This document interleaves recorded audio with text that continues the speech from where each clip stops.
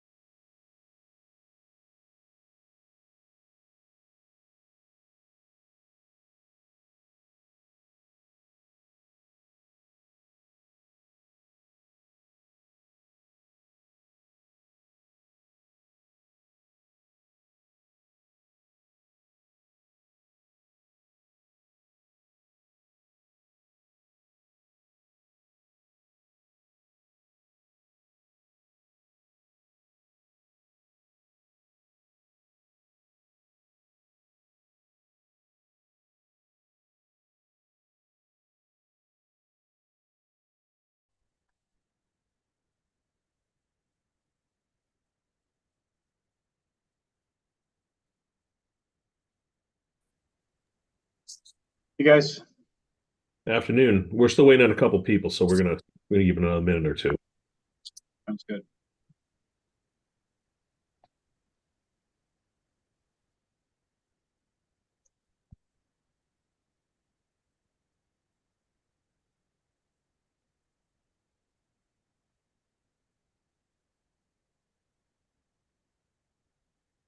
Hopefully, we can get through everything before the Yukon tip off at 2:45.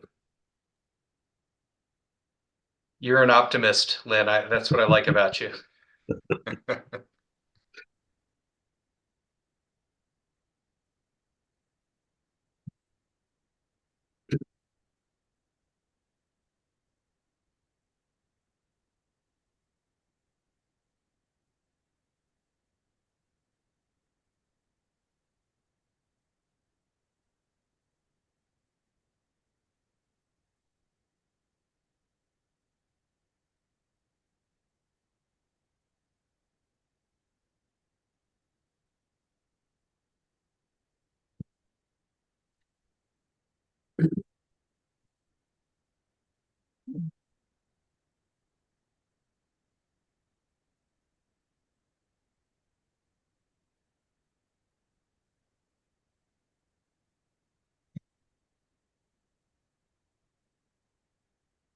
Still waiting on Laura, and I'm assuming Alicia will probably join as well. So I just want to make sure we have them on board before we truly kick off here. So, Abby, did you hear from anybody saying they weren't going to be able to make the meeting today? No, I haven't heard anything. Okay. I haven't heard from Steve's already either, so I'm not sure about Steve.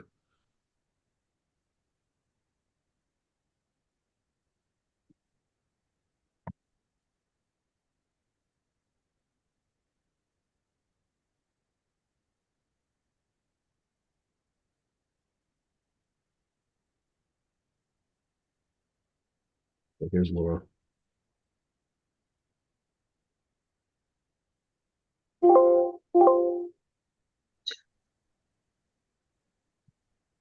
Steve. Okay. Looks like I think we have everybody that I'm expecting. Laura, do you know if Alicia's joining us this week?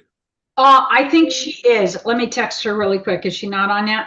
No, I don't see her yet. Okay. Okay.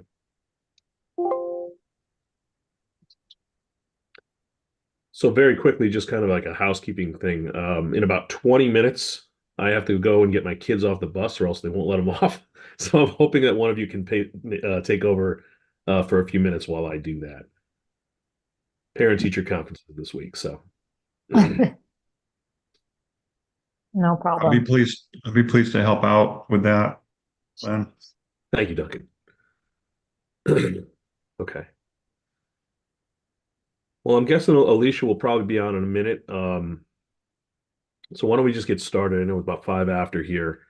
Um, Essentially, the way I believe this is our self-imposed deadline for a final report. I know there's been a lot of activity behind the scenes, so I may just actually turn everything over at some point to Laura, and I know John, you've been working with Laura quite a bit on some of these particulars in this. Oh, here's Alicia in this the benefits and drawbacks sections, which I think were a big portion of where there were some questions and whatnot. So without getting into that just yet, but just going to ask, is there any public comment before we move forward?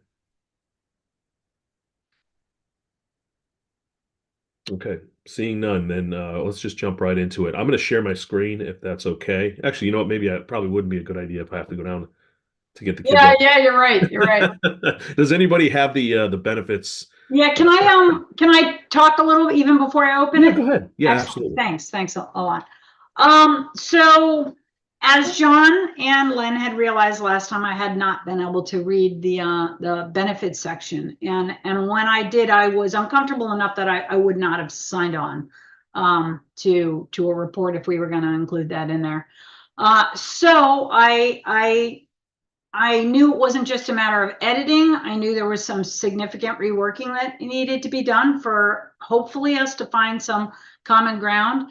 And so I had a phone call with Alicia and Eric first, and went straight into a phone call with John after that. And I think, you know, part of my problem was we weren't balancing the two sections well together. And the benefit sections was kind of not only a lot longer, but it was also referencing a Michigan report and evaluation that has not been formally applied to Connecticut and then was being extrapolated. And yet we had nothing similar for the impact side of things. So all of a sudden I was getting uncomfortable with that. So after a really good conversation with John, what I did is I spent a larger portion of a day going through both of those sections and trying to have them almost be a little more side by side. Matter of fact, I contemplated putting them in a table side by side, but instead I ended up with, you know, you guys had each benefit and then you had like a little paragraph that explained it. So instead I did the same with the impacts. I did like each impact and like a paragraph that explained it. I took out the valuation stuff from Michigan. I tried to keep the two somewhat similar length. John had some photos in his section. I added some photos. I don't feel strongly about that though, if people don't like the photos. But and then I took the mitigation part that Eric had added back when to the impact section. And since that's really not impacts, that's more like at the end, we have like benefits, impacts, and then mitigation. And I put that in the end. I happen to break them out into 3 sections, but we can put them all into one section. That's benefits, impacts, and mitigation, and broken into those subsections. But since I had to do substantial amount of kind of reworking on this, I really apologize. But working in SharePoints, as you know, with all those edits and stuff, is really hard to see what you're doing. So I cut the sections out entirely. I just put them in Word. I didn't track. I just copied and edited in the hopes that people would be open to the idea of rereading it. And but I was using that context. I wasn't like trying to change the content other than the valuation stuff. And I just put it into one document. I didn't put it back into the report because I felt like this was a significant enough thing that only 4 of us had discussed that it wasn't fair to add it back into the report unless there was group consensus. So that's where we're at. And that's why you see that there's the full report thing and there's just notes from me in there. And then there's this in the SharePoints is this thing called benefits, impacts, and mitigation of hydropower. And that's where all that is combined. So if you'd like, I could then share that now, but I don't know if people had a chance to review it or not yet. I know specifically John has not. So while he was supportive of the concept of kind of the rework, the last I spoke to John, he had not had a chance to go through it yet. It looked like so I actually did go through it today, this morning, Laura, and it looked like, John, keep me honest, it looked like you had been in there and had a chance to add some comments and whatnot. I scrambled to get a first review in, and I would just say, you know, just to echo a lot of what Laura said, I think it makes sense to try to have these 2 sections, you know, balanced. And and I really appreciate the effort she put into like trying to do this combination. I do have a lot of comments in it, but I mean that doesn't. I think this is very workable in general.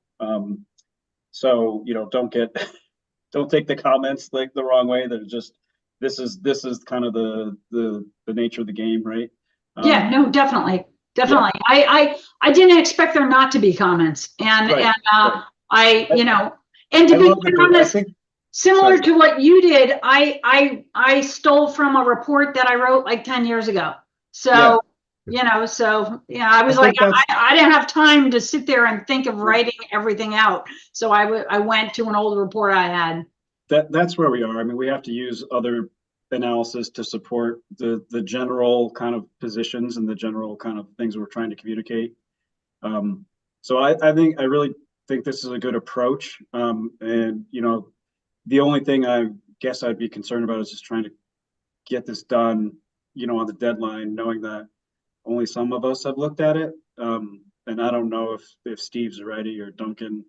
Sounds like Len and I had a chance to go through it. I don't know if Mariana has.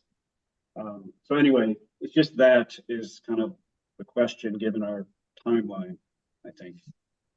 Before we get into it, just I did have a logistical question, Laura.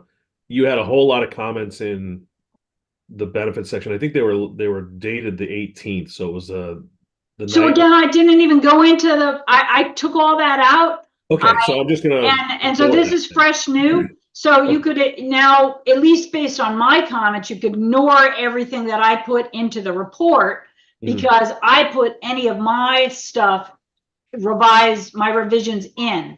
Okay. So it's That's not all. like we have to save those comments of mine from before, but we do need the comments of the other people reviewing this, and we need to go through it. Okay, that's helpful. I appreciate that logistical note. Len, can I just offer one other observation? Is like when Laura and I were talking, I think we agreed on more than we disagreed on. Yes. I think in general, and like to me, that's the most important thing. Is like the agreement is that for projects that are going to be there, it's reasonable to consider some sort of policy that allows them to remain viable and to be the good hydro that we're looking for. And right now it doesn't exist. So it's just a question of like, and I think that leads us back to really the more important thing here, rather than the specific wording of this document, is that we're comfortable with the considerations and we do what we feel is reasonable to kind of advance those items. And Laura, jump in if I miss. No, I mean, the balance side of that is, yes, that's from the hydro side, and what you guys all want to get out of this. I agree. It's the policy. It's moving forward. It's getting good existing hydro forward. From our side, it's putting the safeguards on, because not all hydro is. I mean, we got bad players out there. Unfortunately, we know we have bad players out there. So we put precautions in because of the bad players. And it's also for us not wanting kind of this aging infrastructure of dinky dams that's all over Connecticut, not wanting all of a sudden to throw out a price tag to them where now everyone thinks they should all be turned into a small hydro. We are very anti spreading, significant amount of, these things have been abandoned like 50 years, and now all of a sudden, if we gave them something where we said, okay, now it makes sense for you to go become hydro developers. That's what we didn't want to see. So it's kind of that twofold thing. We deal with larger scale hydro that are just not the kind of people that are on this call. And then we also are worried about, we don't want incentives to, things that have been rotting in place for 50 years and now all of a sudden switched over. And that's it.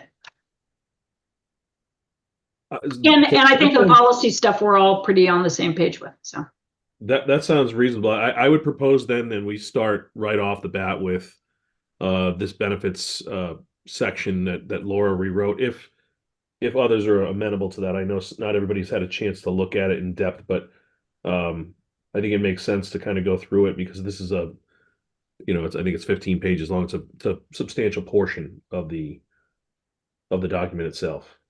Go ahead, But if Duncan. people haven't had a chance, that we can wait until they've had a chance to really go through it and make sure we're buttoned down all the policy stuff. Sorry, Duncan. Um, You got the hand up. Way to go. You got your little yellow hand up You're there. not muted. Right, right, no problem. Thank you. Well, here we are, we're beyond our deadline and we were going to try to get everything done today. I know that this is a good effort to get these sections done regarding the pros and cons of hydro. It looks like this is what Laura's proposing kind of, and then there's comments on this side by John.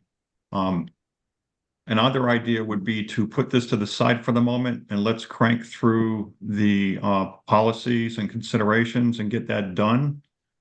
The whole rest of the report, let's get it done right now, and then that would leave this still standing. And then with time today, if we have it, to do this. And because this seems like all we need to do is run through all of John's comments, maybe. So I don't know, I'm just proposing an idea of let's do the other part first and this part Yeah. after the That's other. reasonable to me. Yeah, I'm fine with that. Yeah. I'm fine with that. Then I will ask this. I think, Eric, it looks like you're actually in the full report. Do you mind sharing your screen and scrolling?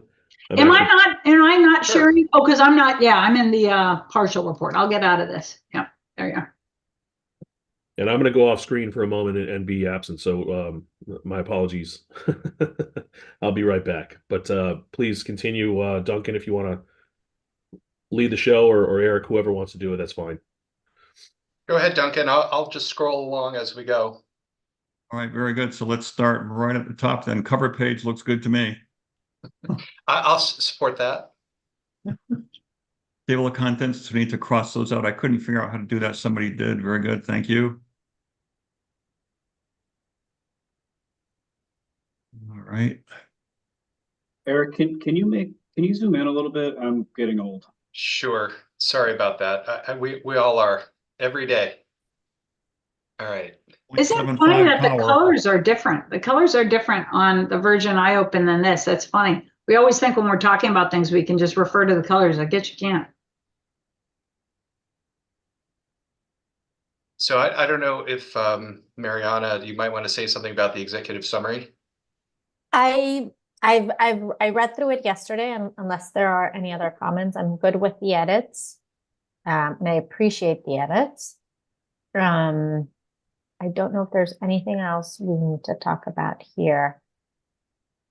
I like the changes, Eric, that you made with regards to the policy considerations. I guess there was one significant question there about the NRES tariff. If you could go down a little bit, if we were proposing 30 or 40-year terms. Sure. I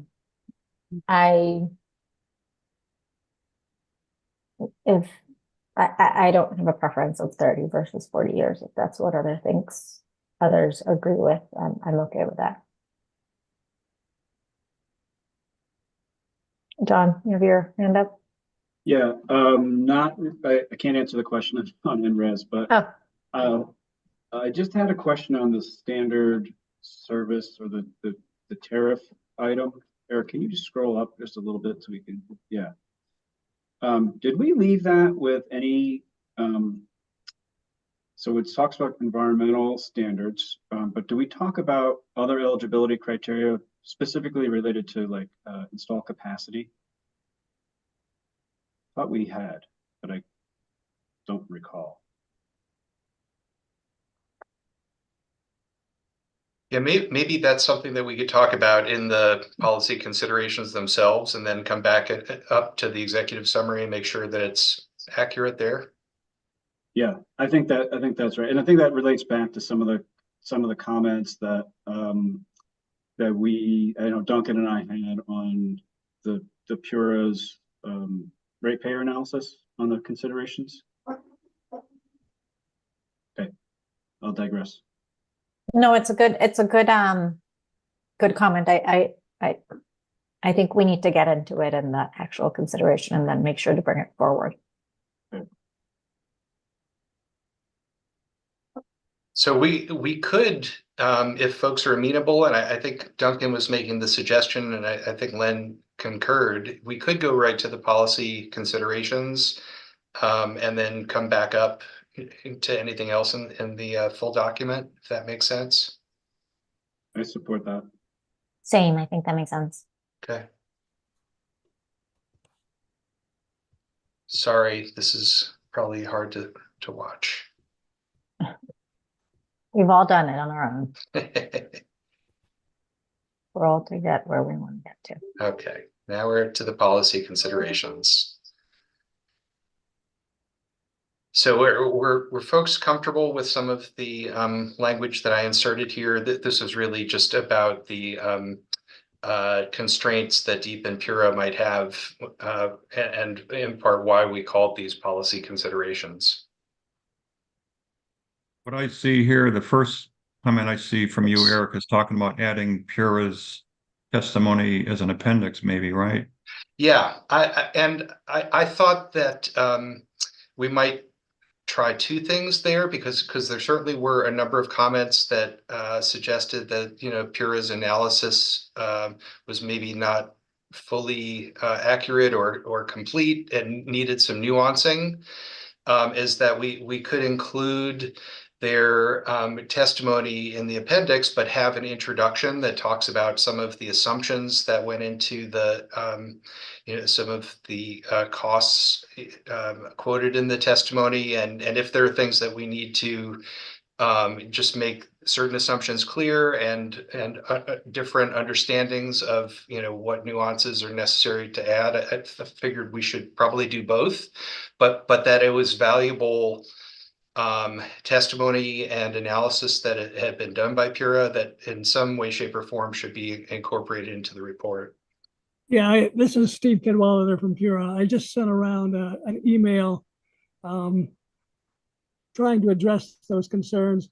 It was our intent that the testimony be used primarily for the estimates anyway, to be used to compare one option to another option and not necessarily to be dispositive of the impacts on ratepayers. And so I sent around some language that we plan to supplement our testimony with, and do hope that the task force decides to either add the testimony as an appendix or incorporate it somehow into the report. So anyway, if people can take a look at that email and then respond, that'd be great. Yeah, thanks for doing that, Stephen.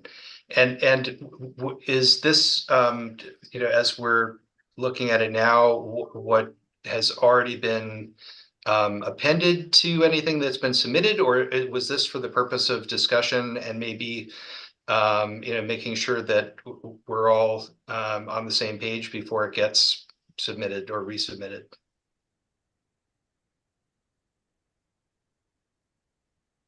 Now, Stephen, you're muted if you're trying to respond to that.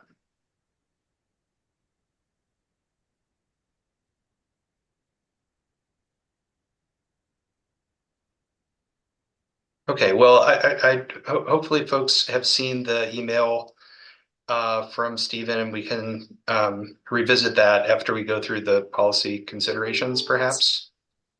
Right. It sounds like with Steve's email that they're going to be submitting a supplement to the testimony. So that's good. We welcome that, and then we'll decide about putting both of those as an appendix, along with maybe some comments that the task force has on that. So that's a work in progress on that, right? But we agree to put an appendix in with Pura testimony and some supplemental information as well. Yep. Yeah. I think that's a good addition. And thank you again, Stephen, for doing that. Okay, so with the policy considerations, I'd mentioned that there was some, language up front that's, similar to what's in the executive summary too, talking about kind of Pura and deep constraints related to the, considerations, and then just a general framing, and I just put in a comment here because I don't know if we all would see the different policy considerations in the same priority order, just saying that these are not not meant to suggest that, A is more important than B, that's more important than C. I don't know if anyone had thoughts on any of that. I think Looks it's good to well me. written, Eric. Okay. So then getting into rate compensation, there were a couple comments here, and one of the things that I think we haven't always been great with doing is resolving comments when we have already incorporated them. So please, if there are comments here as we go through, if it's already been resolved, just let me know, and I'll resolve it live as we're going. But was that paragraph, was that already taken care of, this first comment, Duncan? I just mentioned the idea of taking it out, but actually in thinking about it more, I don't mind it. It's fine. It kind of gives a little bit of background and a little bit of substantiation to this compensation proposal here. The fact that Rhode Island pretty much has it. So I like it. I can keep it. And then I say, let's maybe would it be worth it for us to mention where we think that this should be added in Connecticut statutes, or everybody's going to know what to do with it? Well, certainly the attorneys working with the Energy and Technology Committee would know where to do it, but it's just a matter of, do we want to try to suggest something in the report? I don't know if there was a specific suggestion on that. Yeah, I don't know where. So unless anybody has a suggestion, then we can just leave it all as is. Okay, are folks comfortable with this staying at the beginning, just as a, here's where the source of some of this came from? Or Mariana, do you have a thought on that? Yeah, no, that works. I think we should leave it. And as much as I think it would be great if we could do the work of figuring out where it goes in the statute, given that we don't know, let's focus on other things, and hopefully lawyers can figure that one out for us. Okay, so we'll consider that one resolved to the extent that things are resolved. And then the megawatt cap question. Do you want to address that, Duncan? Only be to try to mitigate ratepayer impact, but maybe ratepayer impact is not a problem anyway, and maybe people realize that the larger projects are not even applicable here because they're not run of river and so on. So if we look at our other considerations, this is the only one that we don't have a so-called cap. Well, actually, in the deep solicitation, we have a 20 megawatt aggregate, but not a cap. We have a 10 megawatt cap on the class 1, a 5 megawatt cap on the NRES. So I don't know, I'm not big on this, but if we want to throw in a 10 megawatt cap, I'm okay with that. Any comments on that? What do you think, John? Yeah, I recall the Rhode Island program has a qualifying facility requirement, which is, I believe, a 20 megawatt per project cap. Now, when you think about the hydro projects in Connecticut, we don't have a lot of 20 megawatt projects, and none of them are run river. So it may be sort of a moot point, but it is nice probably to have something in there. So looking at our list, the biggest one that we think, is the industry. The biggest one we think in Connecticut that would go in there would be Derby at 7.8 megawatts. And the ones above that are, Rainbow, Falls Village, Stevenson, and so on. Well, Rainbow would get in, that's 8 megawatt. But the others are, I believe, correct me if I'm wrong, are not run of river anyway. So I think a 10 megawatt cap would be good, but I'm not heavy on that. Do we know, you say Rainbow is 8 megawatts, but I assume that's just nameplate or whatever, not actual. Do we know what they actually produce? I don't know offhand, usually a nameplate is close to what a project is able to do on an instantaneous basis. We're talking instantaneous kilowatts or horsepower. We're not talking kilowatt hours over a term. Right, but I'm not sure that's really the case with Rainbow is what I'm saying. Yeah, you think it's higher or lower? Just out of curiosity. I think it's lower. I've been told that they can't run their turbines during hot weather without overheating. Could be a temperature Right. thing, right? For Yeah. sure. They have to just run at night. So I would like to know kind of the difference between that, because 8 megawatts sounds very high for that facility. I doubt they're really producing that. Okay. Like I said, Bulls and Falls are both run of river. Oh, which two, Len? Bulls Bridge and Falls Village are both run of river. All right. Do you see you folks coming in for any of these programs?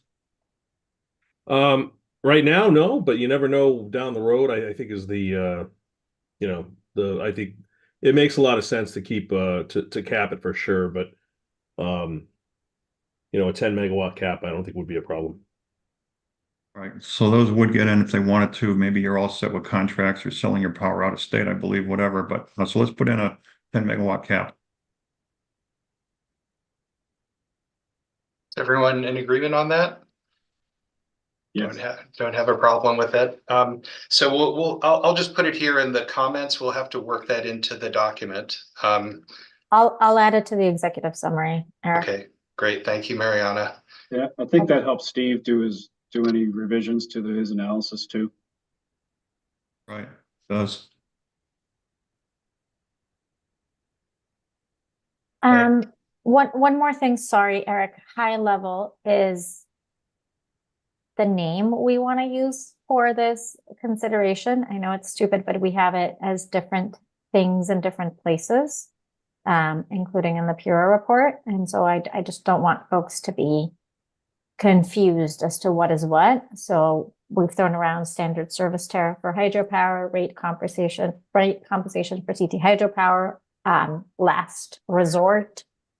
And so I think it would be good for us to pick one of those and use it throughout. And maybe it'll be also informed by, I think one of the key items we need to define here is what rate compensation it is that we're proposing to be used. And I think I put that in there because I don't think that we wanted to commit to the last resort. The last resort refers to a specific rate, and I'm not sure that we're hooking onto that right now. Maybe we'll figure that out when we go down below a little bit more and talk about the rate. But I think I just put in rate compensation and keep it general, talk about a rate and talk about a compensation, and that's where the words came from. But I'm okay with changing it, but I'm maybe not saying last resort because that directs everybody to, all right, it's going to be the last resort rate, but maybe somebody wants it to be a different rate.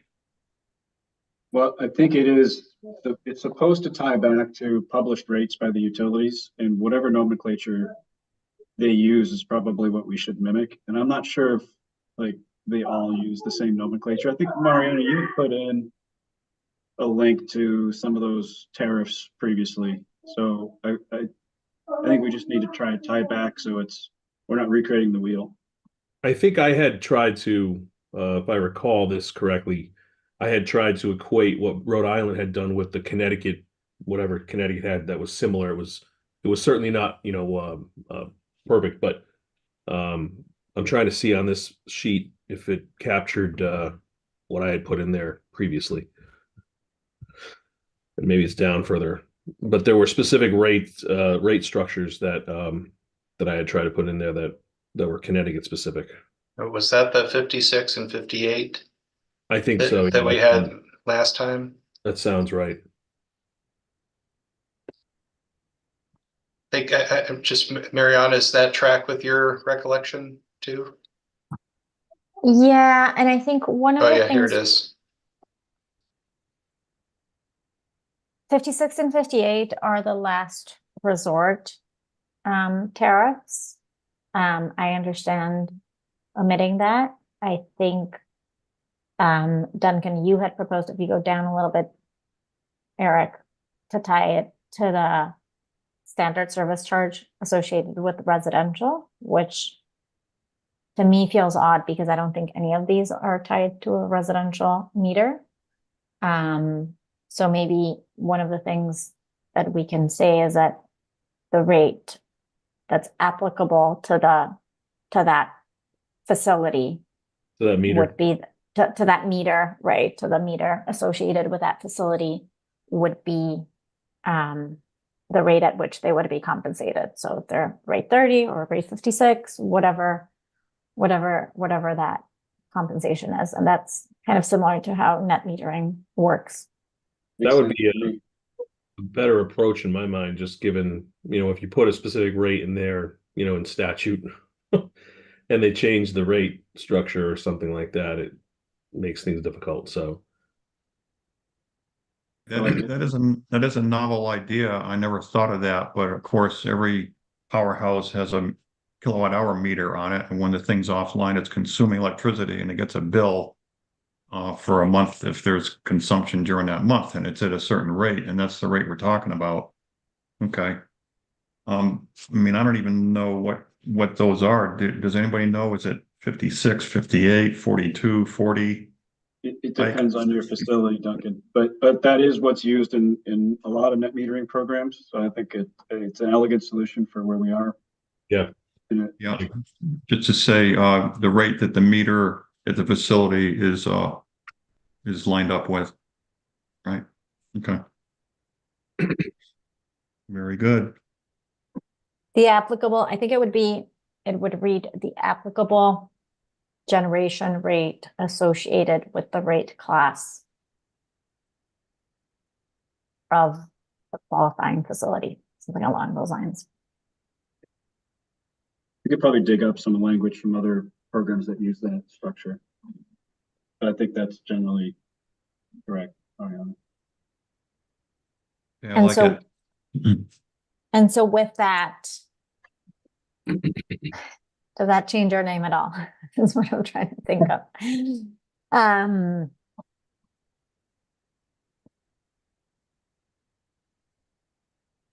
Vermont calls it standard offer service. That might be a catch-all. Yeah, Is that- and I think in my executive summary, I had put standard service tariff for hydropower. Yeah. So is Um, it standard? Can we say that the rate that powerhouse pays when it consumes electricity is a standard service rate? Is it? I guess so, unless somebody chooses another supplier. Yes, I think where it gets tricky is if you are in a rate 56 or in a rate 58, then you're not doing standard service, you're doing last resort. Don't ask me why those are named differently because I don't know. But if you are like under rate 56, then it would be a last resort instead of standard service. Is it the generation rate?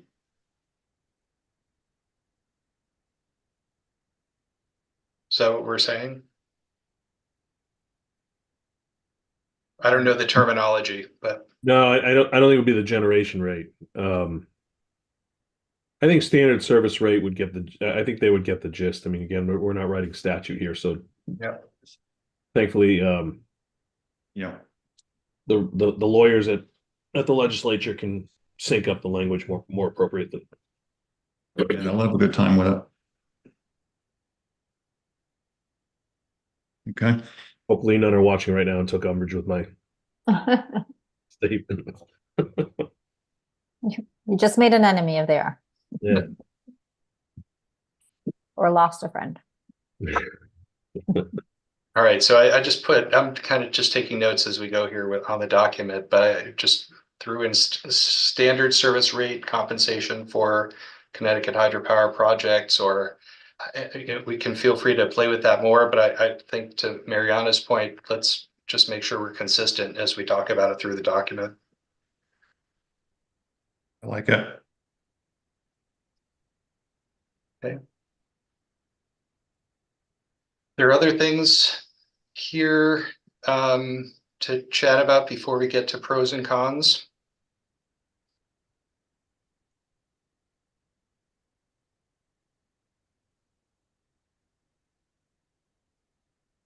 All right, I guess we're to pros and cons.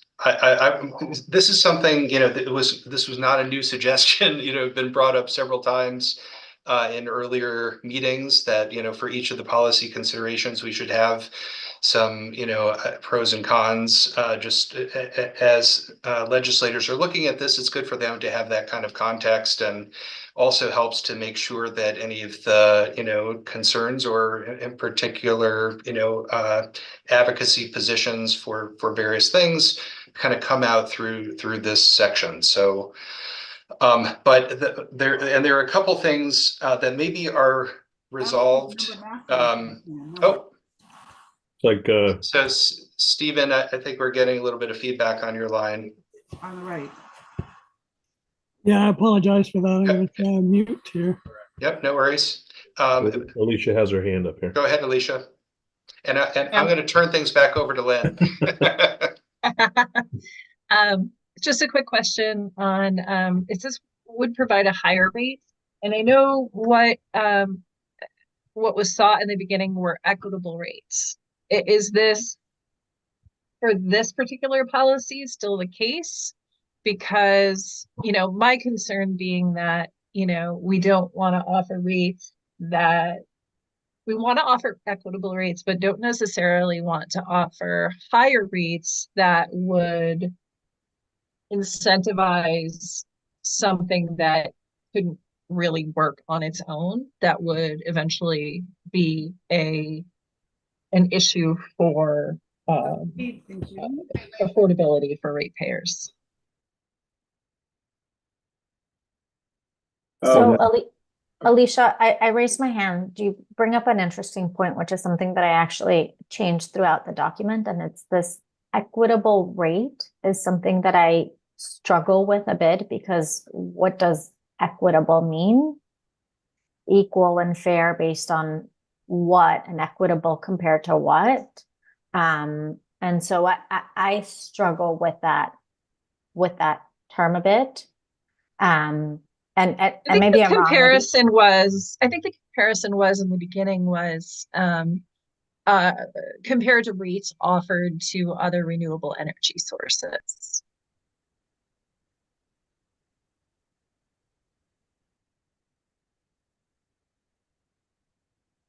So again, I don't necessarily think we're talking apples and oranges when we talk about other renewable energy sources and how those, when and under what program those are being compensated. I think, so I'll stop there and I'll let others comment as well. Yeah, I think I also am not sure I know what an equitable rate is, but just to put things in context here, I think with the pros and cons, we were trying to say that, one pro it might be that, this would offer a higher rate for, hydro producers to be able to do things while meeting environmental criteria. So I think higher is appropriate here, but also we try to capture on the other side of it as a con, the point that you raised too, Alicia, which is,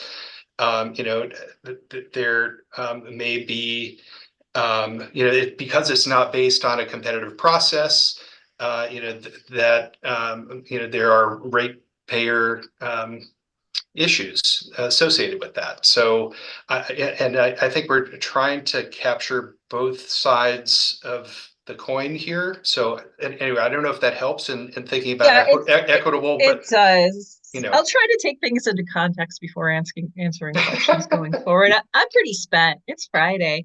It is Friday. Happy Friday, everyone. Go ahead, John. Yeah, I would just say, I guess a couple things.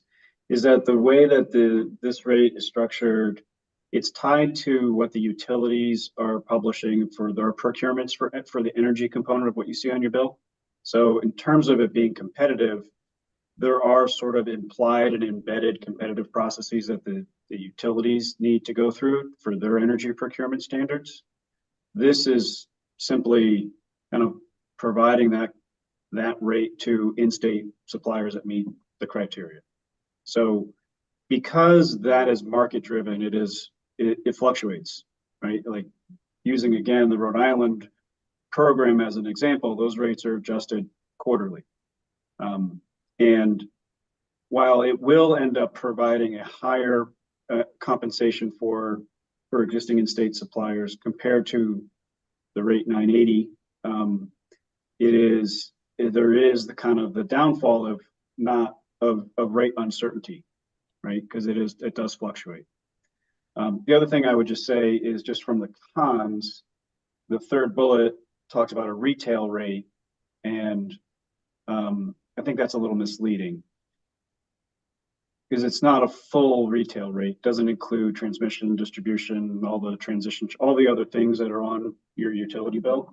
How would you nuance that one, John? Um, Or what's accurate? Happy to. This is just for energy, right? Or actually, it's energy and capacity. So, Yeah, I'd say the supply, John, is probably the right word, right? okay, yeah, that's probably better, Steve. Yeah.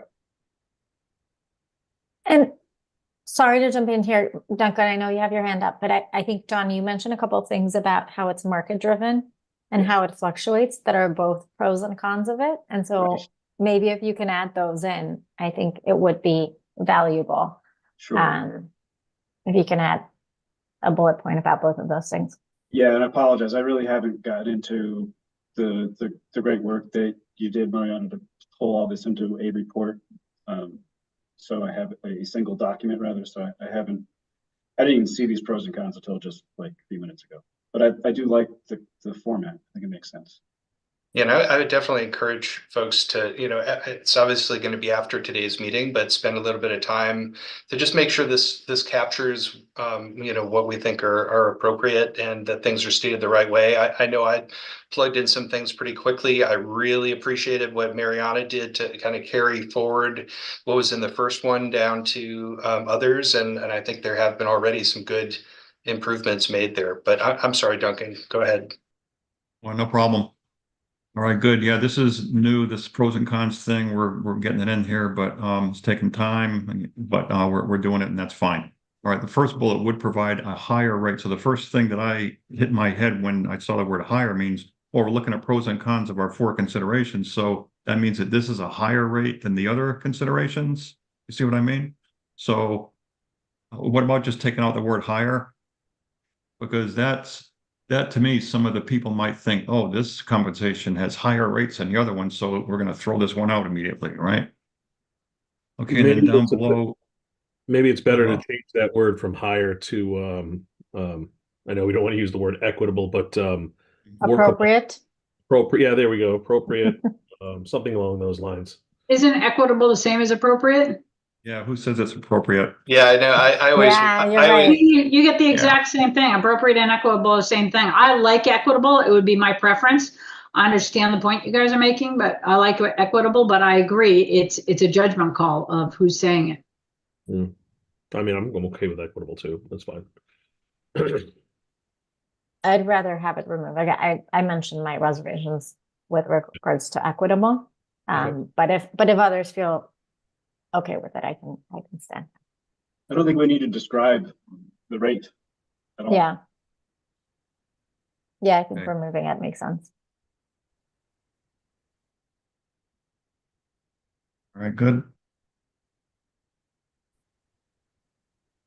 Yeah, good observation, Duncan, because really the way that I know I approach these, but maybe we need to be mindful of it is I was thinking about just for each one of these, pros and cons were only relative to that, but just keeping in mind if a reader were to say, well, wait a second, is that compared to B or C or D? That, yeah, we need to be aware of that.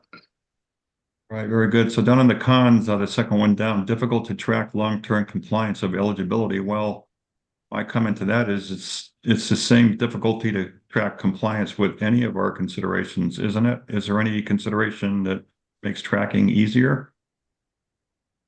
So that seems to be a common con.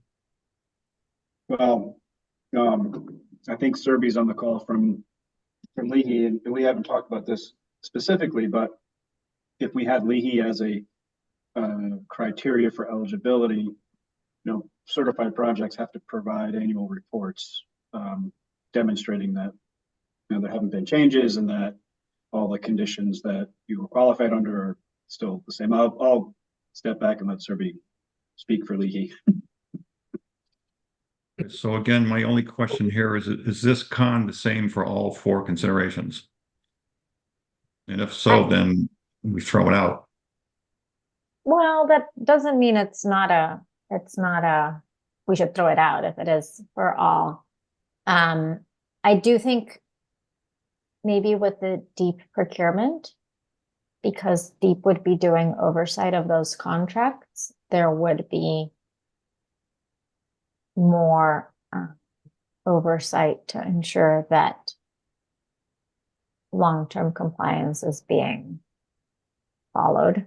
Yeah, I was going to say, I mean, if we removed it, it would take away the notification to policymakers that they may need to include some kind of a tracking of these different issues. So even if the con is part of every one of them, it's kind of a flag for them to understand that they're going to have to deal with that situation in some form.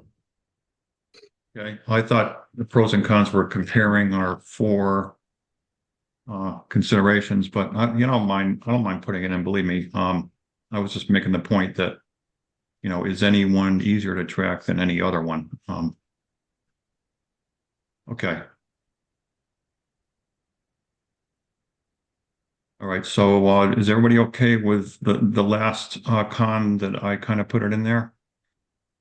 So you may have seen my comment to the side on this one, and Duncan and I we had I guess some virtual conversation around this with some of the comments in a couple areas.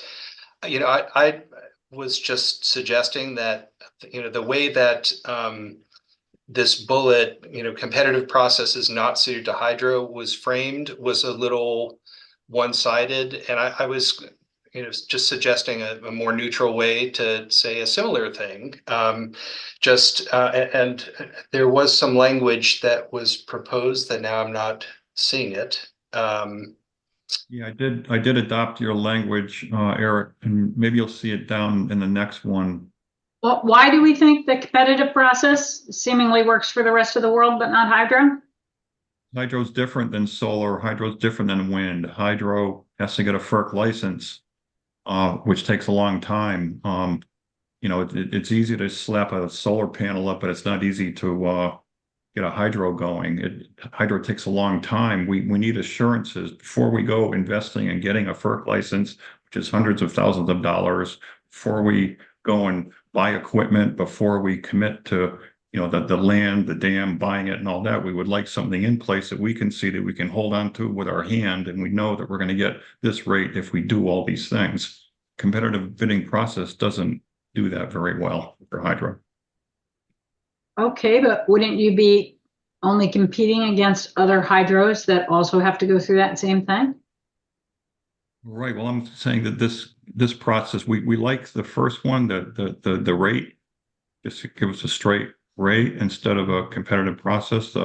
We're comparing the 4 considerations, and the consideration that hydro community likes better is the rate, period. Yeah. Well, and that's exactly what I was trying to just clarify. Just saying, like the hydro suppliers, prefer this option because Exactly. I can tell you. It's not competitive, and that's like understandable. I'm not debating that that's not a logical approach to take to it, but I just wanted to make sure that since all of the different things that are in the report are being seen through the eyes of, oh, well, this is, like the task force has put it forward this way.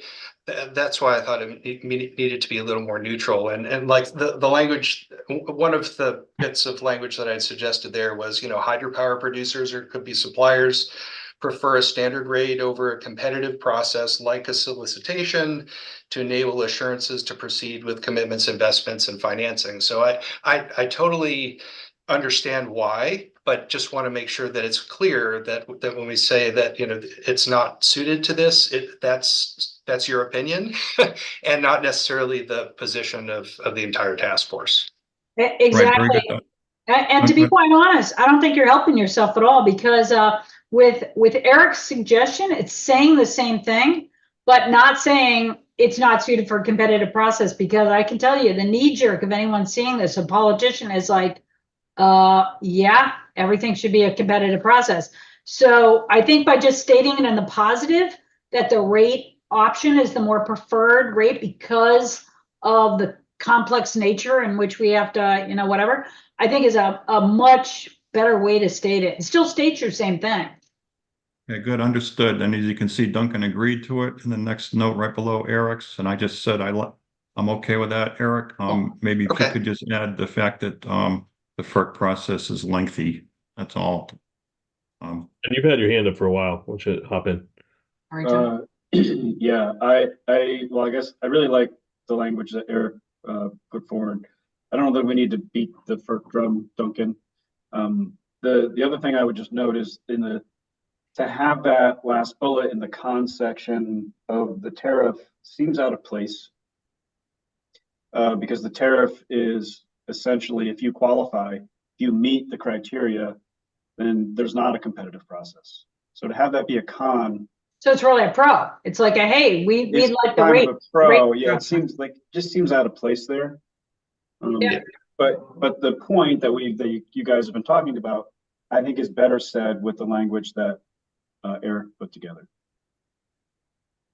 And I was also agreeing with the point that you just made, John, because I don't know that it should be listed as a con here, since we already say the affirmative reason under the pros. So anyway, we'll have to go through this to just, I think, make some tweaks to make sure we're comfortable with all of it. But I think we're really close, and I think this makes, by the way, each of the policy considerations just that much more meaningful and thoughtful. So anyway, I appreciate everyone going through this. Agreed.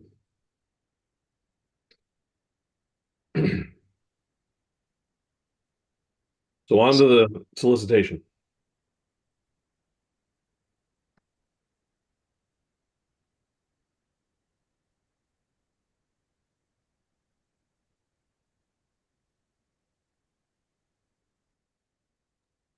So there was, I don't want to, hit this too hard because it's not a significant issue, but and it's been taken out, put back in, taken out again, it seems. But I think there were different thoughts on whether that would be an important thing to bring up in a RFP, is, what positive reuse of sites might potentially be, especially those that might be associated with the brownfield. The folks within Deep that reviewed this said, well, that's kind of extraneous, but also, if folks feel strongly about putting it in, that's fine. I don't know that we need to spend much time on it either way, but just if someone has a strong feeling. I don't have a strong feeling about it. We don't either. Yeah. I agree. I think if there isn't a strong feeling, we'll find to remove. There had been some discussion, but no strong feeling here. Okay. All right. So it looks like the last version took it out. So we'll just take it out. This may here is really important, though. I know that there was, some really wanted to see a shall there, but here's the perverse thing that could happen if it were a shall. If there were a procurement and there were, let's say, all of the bids came in at ridiculous levels, we would be required to select them if it says shall, versus may gives, the ability to say, like, no, that's not reasonable in those situations. And so that was just the concern. And I hope folks are comfortable with may, but that's a really important one for my colleagues at Deep. It's reasonable to me. Eric, I have a question around that. Since there isn't a minimum of what you have to procure, but just shall procure up to 20 megawatts. I mean, I get your point. I also feel like I at least one has to be reasonable, right? Of all of the proposals. But also, I guess from an outsider's perspective, well, if they all seem unreasonable and none of them are procured, then But it would say that we shall select them, you know, there no, have to well, be, we have to select proposals. Even if, so It seems to me, I think the biggest concern I think the industry had was if the commissioner has the ability to not do one, you know, if it's completely optional, then they wouldn't do it. And I think that's in a different location than this. From my perspective, I think, you know, changing this part right here to May makes sense. It seems to me that um, you know, basically the requirement that something be done, a solicitation actually be done, um, would be higher up, closer to the beginning. And I think we already have it covered in the yeah, language I here, think you're right. after the date.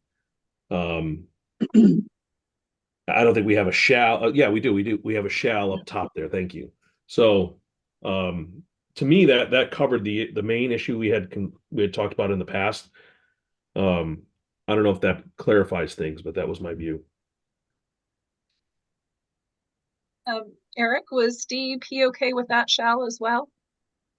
yes, that, you know, and I think because, knowing that there would be concerns that something be authorized but never be acted upon, that, you know, we're comfortable with that shall. It's really just when it comes to selecting proposals, they felt really strongly that that should be a may. Yeah, yeah. Obviously, it would be an absurd situation that's being protected against here, but that is one that's a strongly held opinion internally. I understand, and I stand down, given that there's a shall up there, and there's also a shall with regards to when it needs to be issued. So, yeah. Okay, thank you. All right, into the pros and cons. And if there are any questions there, here, you know, again, some just nuancing of language, but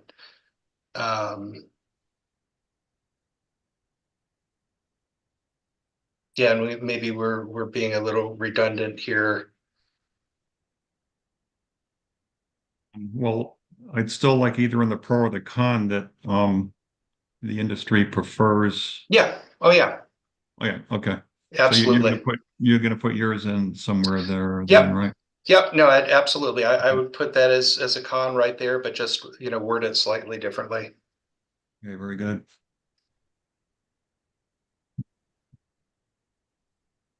All right. Any other thoughts on this one before we move on to class one?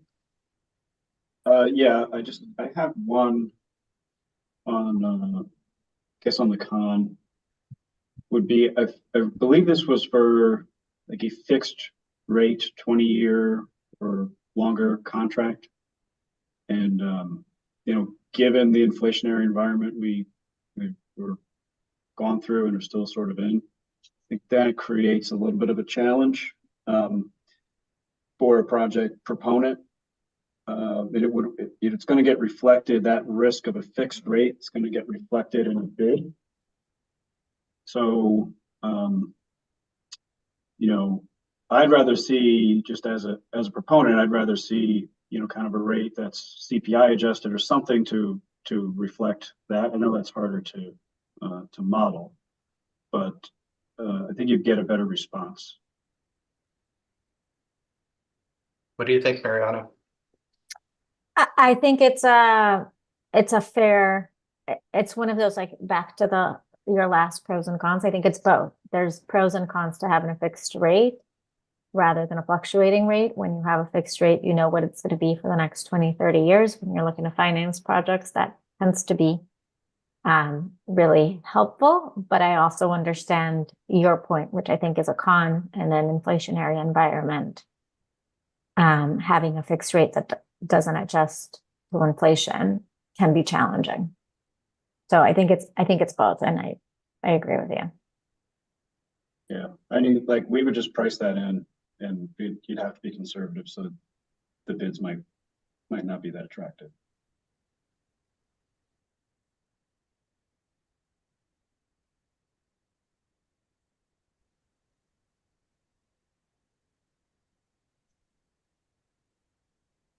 So I've got a question. On that second pro, that it says it allows projects that don't currently meet applicable state and federal standards, such that they can obtain it. Where is that up above? And what is their time limit on how quickly they have to switch over to make it applicable?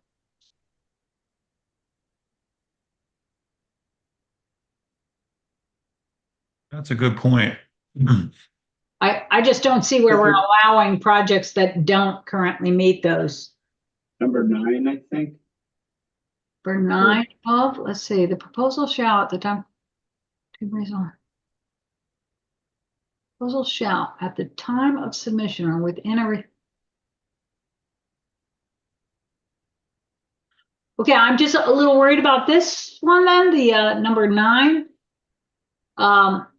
At the time of submission or within a reasonable time frame, I can guarantee you that the hydro facility and a hydro developer we were dealing with recently, Hydroland, has a completely different idea of what a reasonable time frame is than I was going to suggest, should we define reasonable time?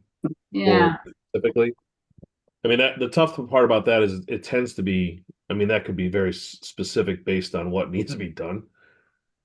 Right, but that's why I'm nervous about allowing them to solicit folks who are currently not meeting water quality, flow, or fish passage requirements and saying a reasonable time frame. Because also, I will say, not only the developer that I have in mind, but even the state has a different idea often of what we consider a reasonable time frame. Right, how about if we say a time frame agreed upon by the parties? I don't think I'd say that. I think I'd be more comfortable saying a reasonable time frame set by DEP. But even then, I'm a little worried that DEP allows for far too long of extensions of what I would consider a reasonable time frame. John? Could we word this so that the contract is conditioned upon the completion of, satisfaction of the requirements? Like if you could get that, yeah, you could get the contract, but have it, the signed final has to be Right. conditional upon completion of that. I like that a something lot along better. those lines. Well, I thought we wanted this to be in there so that a project could get the rate and be generating revenue as the fish ladder is built over the next 8 months, let's say, as an example. I think chicken and egg, Duncan. Yeah. That was part of the impetus behind this, was trying to give some of those facilities that can't do it now the ability to afford the capability to do it. So, Yeah, I would just on a NGO level, of course, we would really go make a stink over DP giving. I think one thing to think about is like soliciting a one that is not meeting any of those requirements. The whole point was that they needed to meet those requirements. So to say that we're okay with that. well, I mean, correct me if I'm wrong. I mean, we did talk about this in the past where there are facilities out there that just cannot afford to do it, and this would be a mechanism by which they could then implement those mitigation requirements. Yeah. Do you think we talked about it in this group, or do you think you talked about it in the break-off group, maybe, that made this? No, we talked about this in this group, but I mean, if the position is different, then that's a different story. But I do recall having this conversation. Okay, I'm not recalling that conversation. I don't know if Alicia is on the line and she recalls it. It looks like Eric does. I do. Yeah, we did talk about this. If there's a way to improve the language, maybe that's something we could just take offline. I mean, you had suggested, Laura, maybe something like a reasonable time frame set by DEEP, or I mean, of course, it would be through the selection process. It would be, contracted for very specifically. There, we had talked about, putting in a contract certain, measurable goals that would have to be achieved by certain points to get reimbursement, et cetera, et cetera. But as soon as you start trying to spell all of that out in authorizing language, it gets to be a little much. So, but maybe there is a way to improve it. Eric, is I was under my impression that that was something that would be spelled out in an RFP, and there's a public process around that. Yep. And I think, Laura, that's why I was okay with that language, in that RFP is a public process. And, there would be an opportunity to be a little bit more specific on what that would look like. How about if we said something like within a reasonable time frame, but no longer than a year after the contract is signed? Like I'm within a sure reasonable that- time frame, but like no longer. What's that? I hesitate to put something like a year in because, this, sometimes putting in some kind of a mitigation might take longer than that, just simply from a construction standpoint. I mean, it even if you start day one, there may be issues that prevent that from happening, supply chain issues. Yeah, or see, this gets permitting right back to the issues. fact that Len, you and even I have a different opinion of what a reasonable time frame is. See, No, and I understand that. And I guess my question is, if this is a public process and if DEP is in charge of this, I mean, I understand you have reservations about how the state handles some of these. how about or within a reasonable time frame as defined by DEP through the public process? Yeah, I think that would be Agreed. How about that? a As very defined by good, DEP through the public process? Okay. I think that would be a good way to solve it.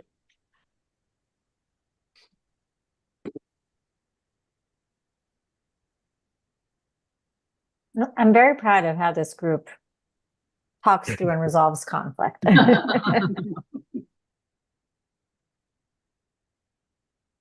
I need to bring you guys at home when my kids are fighting. We'll straighten them out for you. I wish noise canceling earbuds were a thing when my kids were little. They're All not right. enough. I'll just tell you that. So, and then the third bullet on con, we're going to change that to Eric's terms before, right? Eric's wording before. Yeah. Second bullet on cons. Yep. The second bullet. This one here Second bullet on cons. on That's- cons. That Yeah. one we're changing as per what we agreed on the one Yeah. before, right? Yeah. Okay. Which Yeah. again, like John said, might not make it a con then. That might actually just be like a preference or a whatever, a statement than a con, but. Well, I think here it makes sense as a con, whereas on the first one it wasn't necessary. I think here it's drawing a contrast between a solicitation and a process that's not competitive. But we are going to change that wordings. We're just not doing it right now. Right, correct. Okay. I don't think you want to see that, but I'll do it right after the meeting. And this third bullet I put in there just based on our discussion. I typed that down, having about a fixed rate, but I think obviously we're going to want to fix that. And maybe John, you can spend some time with that, or Mariana, just to make sure we're getting that right. Well, and I would argue that it's not just the adjustment with inflation, but also whatever the economics are of power at that moment, but having a fixed rate that doesn't adjust with changes, with both inflation and I wouldn't call it deflation, but, but modifications to the value of energy production. In case my one cousin is right, and those spacemen really are going to teach us some kind of gravitational energy. Got that cousin too? Oh yeah. Matter of fact, she said one of my daughter's in aerospace, and she goes, "Oh, that's not a good industry to be in. We're not going to need it soon." I'm like, okay, yeah. Next conversation. Sounds entertaining. John, that's why the name of your company is Gravity Renewables. You're going to come up with a perpetual gravity machine, right? Exactly. Just sit there. Tie into the Earth's energy like Tesla. Yeah, or our spinoff, wormhole energy. Yeah. All right. Anything else on this one, or should we go down to class one? I think we can move forward. Okay.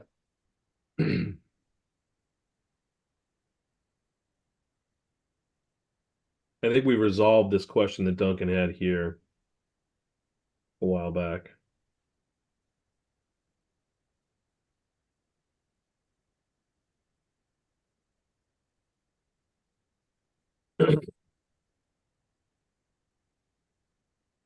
Looks like this one was as well.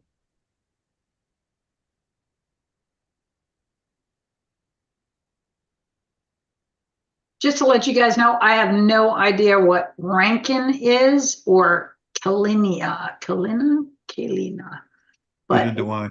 it looks like I was going to say, I'm like, okay, I don't know what that is. It's obviously in there already in their class one definition. I just don't know what that is. Well, I'm not going to pretend like I do either. So Okay. John has his hand raised. Maybe he does. Do you know what? I used to know, but it was so important that I quickly forgot it. I just have a question, not related to the language here, but I know there's some placeholder legislation kind of moving around. And Len, I think we've talked about this, and I don't want to beat the horse here, but there is some placeholder on modifications to the RPS. This stuff isn't really in there, and I just wanted to, like, considering that, I think we're all on the same page with the considerations are something that we're generally comfortable with. If there's anything that we can do to be more specific about getting the considerations like included in some of these placeholder bills that are out there now, or if there's something that's close enough as a shell that we can adjust language later, and I think that's what Len's point has been. But if there isn't, maybe we need to do something, or we can do something to at least get this stuff, kind of out beyond this task force. Are you talking about trying to get some kind of a draft over to the chairs, perhaps, and so they can see what we're working on? Is that what I think so, yeah, and I know that's like there's all kinds of like ways the sausage is made, in Hartford, and I'm certainly not, that familiar with it all. And maybe that's the question, Len, is like, once we iron through some of these like wordsmithing items, is the group comfortable with sharing this with the chairs and the ranking members of the committee so that we can, identify and take any next steps that are appropriate?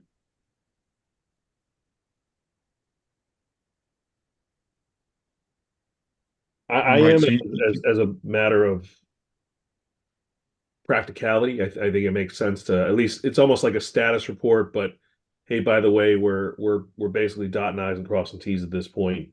But for the most part, these considerations are what are going to be in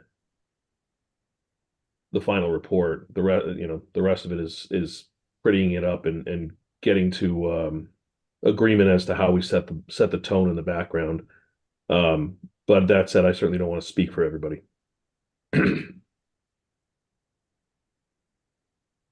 Yeah, I tend to agree with the strategy of putting something in front of legislatures. I'll open it up here for comment if because I think time is of the essence in terms of getting this to them soon while we finalize. If perhaps the executive summary could be a way to do that. Just because I know we're still working on a number of different language, like things in the language here that maybe the executive summary we could have even ready by the end of today. So just throwing that out there. Go ahead, Laura. So my only concern with that is there's a general statement about Pura and DEP that says, they can't necessarily stand by any policy, blah, blah, blah. But I haven't run through I've been waiting up for us to have something clean enough for me to give to our policy people. Right now it's just been myself, Alicia doesn't work for my same organization. So I do want to be able to say that. So unless you want to include save the sound in that general comment, I do need time to show people that. That's my only comment. I understand the reason for the rush, but that's what I'm worried about. What does that look like? So on how your side, much Laura? time do you need, Laura, to do that? And if you don't do that in time, then we can just add you to our DEP statement? Yeah, I don't know, Duncan. I haven't done this before and I haven't had to run things by our policy group. I would assume it would just depend on their availability and if they could look at it in a few days, but I haven't. Right now, I have not brought anyone else in to look at this. So, Well, our official deadline is actually April 1st, so that basically gives us till, from a practical standpoint, till next Friday. Um, if you wouldn't mind, Laura, and I know we're kind of getting ahead of ourselves here, but I guess it does make sense to talk about it a little bit now. Essentially taking the gist, maybe not the ironed out final language, but taking the concepts themselves to your policy people might make a lot of sense. That way we can kind of move forward as quickly as possible. yeah, I can ask after this meeting. I can send it on to the two or three folks that I think would probably want to look at this. Mhm. I'm not concerned with the rest of it, not the whole report. I'm just the policy things I need Sure. to. Yeah. Right, so we done with this class 1 part? Let me just mention one thing here. And you might have seen my comment on this, but there was some concern just of the time that might be taken up having to, for every potentially classifying or a qualifying entity, have to do an analysis on what is this activity in this facility consistent with the policy goals in the comprehensive energy strategy? And it as much as like we appreciate that being considered here, it might create a lot of unnecessary work associated with just that piece. So yeah, I wouldn't be opposed if folks wanted to take that out unless there was a strong feeling for why it needs to be in. But it was just this component here. Oops. Right, so let's just take out section 4. Section 4. Right, I agree with that. I think my comments say that I agree with that. And also we would want to take it out of another consideration up above that has it also. Yeah, but again, like I want to not be hasty in that if there are other thoughts. Len, you had a thought on that. I was actually just going to point out, I think Laura and Alicia had specifically commented on an appreciation for it being in there, but I don't want to. I may be misremembering. I can't fully recall. I don't know. Sorry, I was just going over to the other side of the room to grab some chocolate so that I could stay awake. No offense to the conversation. Good. But so which number 4 here, where it says number 4? Number 4. Yeah. Eric was raising the. Okay. It's consistent with the policy goal. Yeah, I would definitely need Alicia's input on that, not mine. I don't know the answer to that question. Sorry. Is Alicia Does the still on the CES phone? deal with this? Is it really something that deals with energy, not really with environment? Is that right? It doesn't. Wait, where's number? Oh, there's number 4. Oh, sorry. So if you go on to number 4, they want to, Eric's suggesting taking that out, but Len was rooting for us there, said that he thought we maybe asked to keep it in earlier. So I don't know. Why wouldn't we want it to be consistent with the comprehensive energy strategy? Sorry, Eric, I didn't hear your comment. Yeah, so it was just a concern expressed by some of my colleagues that would require for every facility that could potentially benefit from this and would have to go before Pura in that process. DEEP would have to get involved to say, is this compatible or not? with the comprehensive energy strategy, and that would just create a lot of additional work and they weren't sure that that was going to be particularly, useful at the end of the day. So that was really just the concern I wanted to make sure to pass along. Interesting. I know that if we cut out 4, I wouldn't want to cut out the end of it. So we could say is not identified by Connecticut DEP as a candidate for removal. But I don't know enough about this a comprehensive energy strategy to know. So I think my reason for that was DEP thoughtfully puts together a strategy in employing various technologies based on what they can see as potential or know is potential. And they this is the class 1 definition we're looking at right now, right? Let me just remind me. Well, it's Okay. yes, but it's a new class 3 within the class 1. I'm sorry, go ahead, Mariana.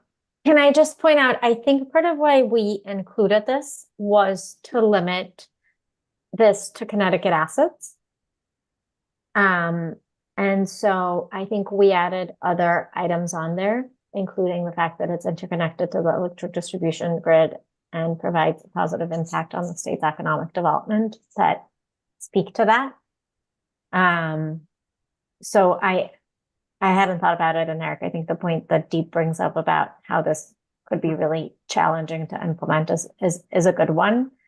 And being that we have those 2 others there, I feel comfortable. But I'll let others comment if y'all feel strongly about it. Go ahead, Duncan. Right, you're right, Mariana, and we were just going to put in one of these and figure that takes care of the Connecticut only, but we said, let's just throw them all in. So that's how this got in there. We also do have this, by the way, in our DEP procurement part. We're looking now at class 1 part. So we have it in 2 of the 4 considerations. So why don't we have it in 2 and not 4? Or why do we have it not in 0? It's just more work. I'm guessing the comprehensive energy strategy deals more with energy than it does environment. We have DEP, Eric, saying, can we get it out? Because it's just more work. So let's get it out. I say we can take it out of here unless there's any strong reason why somebody thinks that we need to leave it in.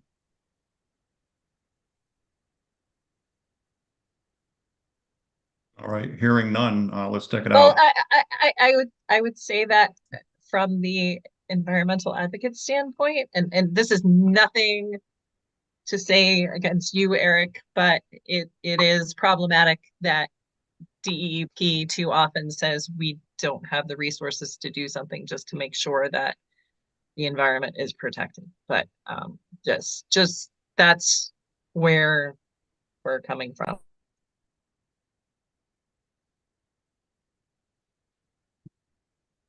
Well, then as a Is there a developer, I different- could say we don't have the energy or money or capacity to do things that aren't necessary. And is this really necessary?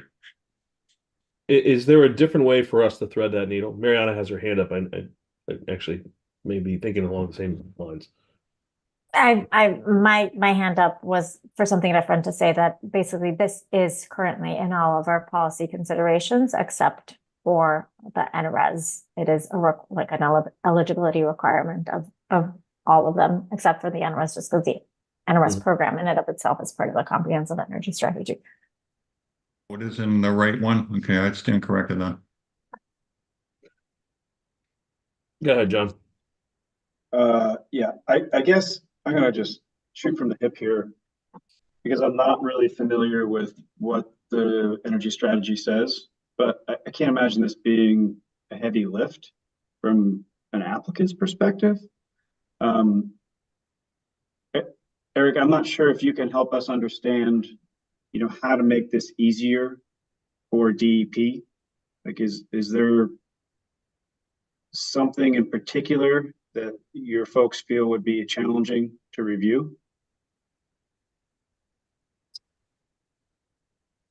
I can't answer that question. I wish I could. I think it was more just the picturing of needing to go before Pura many times on this question, which I don't, again, having not being the one who would be doing this at deep, I don't have a full appreciation of how painful that may or may not be.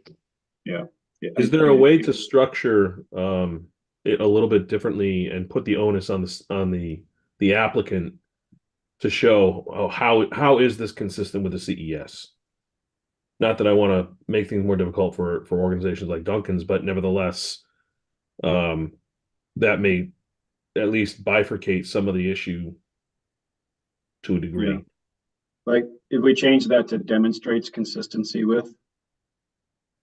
Yeah, I was thinking the same thing, John. I'm happy with that. I think that's a positive improvement if folks agree. Awesome. Thumbs up from Yeah. Laura. Alicia. Yeah. That's what we call professional wordsmithing. I'm Yeah, sorry, good, but that title has to go to Eric, professional wordsmither. And also, this wasn't a hill I was going to die on. So Well, now Okay, you say that. right. Thank you, everyone. I appreciate that. And I'll make that. I'll attempt to Consistent. include that in the other Yeah. areas of the document.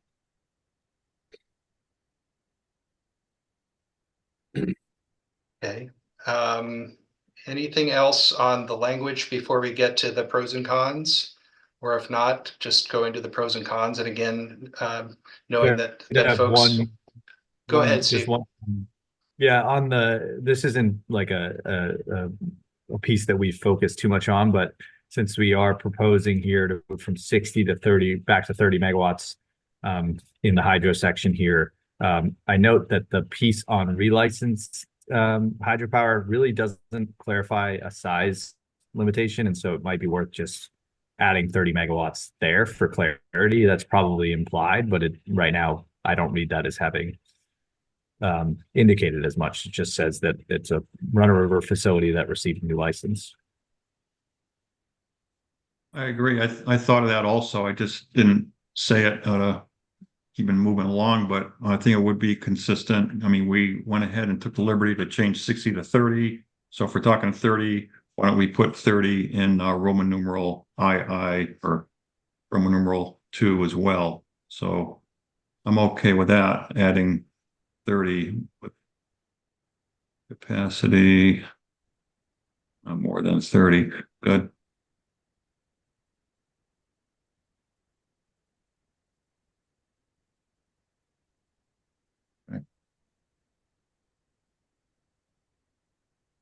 Does that make sense to everyone? Yes. Okay. Thank you, Steve. All right. Any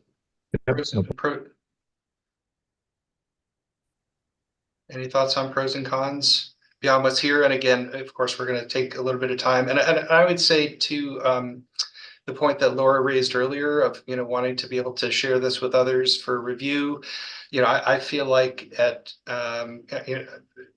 Deep, I've already done that to a degree and have gotten that input, but would want to, have the final to be able to share.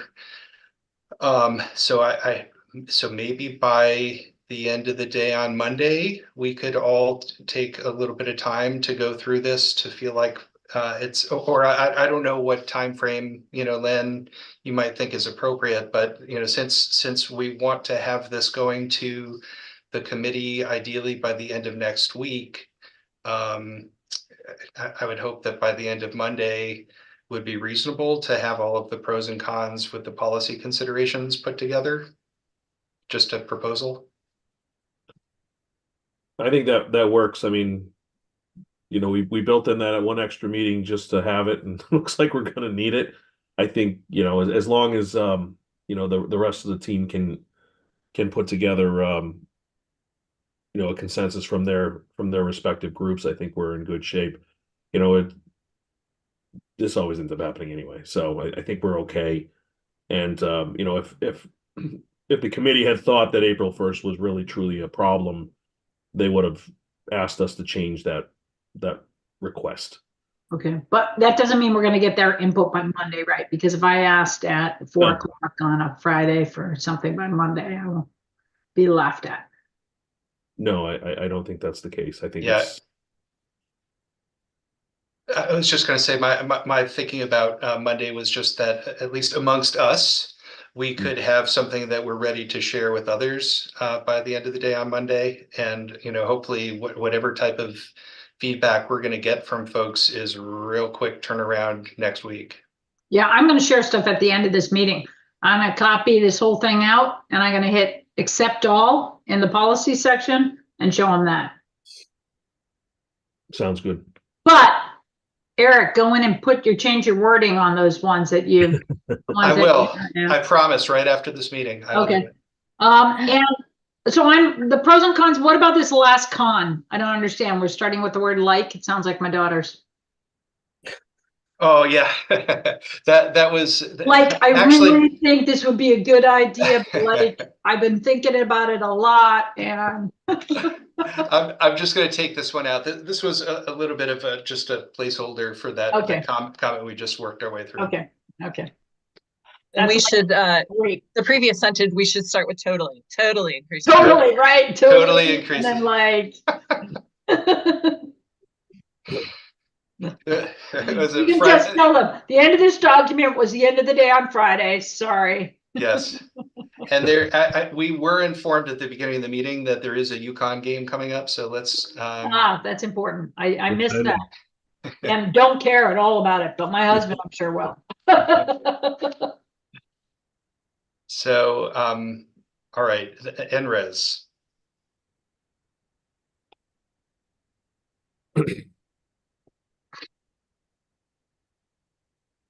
Eric, can you scroll back up? It looks like there's like a footnote that got copied wrong, total generation 7.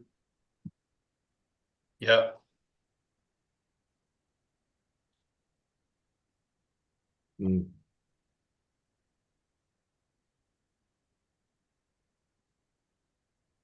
Yeah, but there are several fonts in here, it appears.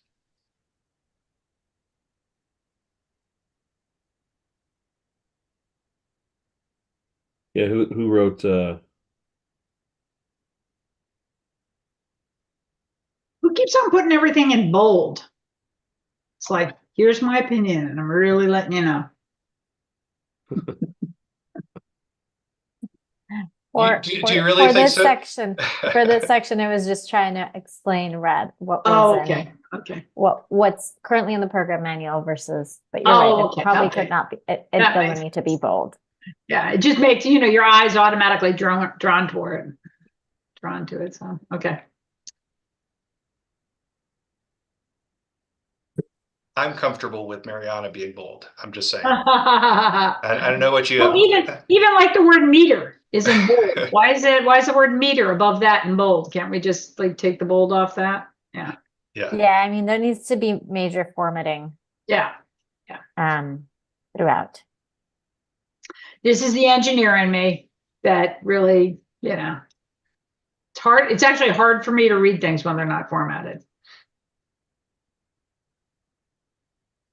Right, so what you have here, Mariana, correct me if I'm wrong, is really the existing wordage as it is, with your bold talking about what we could do or what it is, but then it's down below here in sections II and III on ways that it could be changed to accommodate for hydro. Is that the idea?